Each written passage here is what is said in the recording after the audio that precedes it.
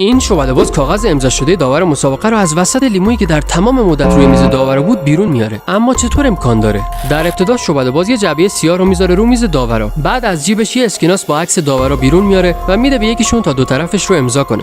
بعد اون اسکناس رو چندین بار تا میزنه تا زمانی که به این شکل در میاد. اما وقتی بازش میکنه اسکناس به یک کاغذ سفید تغییر شکلی یافته که روش نوشته داخل جعبه رو ببین. وقتی داور مسابقه جعبه رو باز میکنه، شعبده‌باز این کیسه قرمز رنگ رو برمی‌داره و بعد از اینکه نشون میده دستش خالیه، یه لیمو از داخل اون کیسه بیرون میاره. بعد از اینکه شعبده‌باز لیمو رو با چاقو میبره، میبینیم داخلش یه اسکناس وجود داره و وقتی داور اسکناس رو باز میکنه متوجه میشه دقیقاً همون اسکناسی است که خودش امضا کرده بود. دو بخش مهم برای فهمیدن راز این حقه وجود داره. اول اینکه چطوری این اسکناس تغییر شکل پیدا کرد، دوم اینکه چطوری اسکناس سر از این لیمو در میاره. در مورد بخش اول، این کاغذی که اینجا میبینید مشخصاً با اون اسکناس امضا شده یکی نیست و در مرحله از اجرا با هم جابجا شدن. همونطور که میبینید زمانی که شعبده‌باز اسکناس امضا شده رو میخواد برداره، دست راستش داخل کد قرار داره و به احتمال قوی تو این لحظه است که اون کاغذ تا خورده رو برمیداره. شعبده‌باز بعد از اینکه اسکناس امضا شده رو از داور میگیره، اون کاغذ به این حالت پشت اسکناس قرار داره. دوباره اسکناس رو میچرخونه و برای این حرکات کاغذ تا خورده رو بین دستش و پشت اسکناس جابجا میکنه.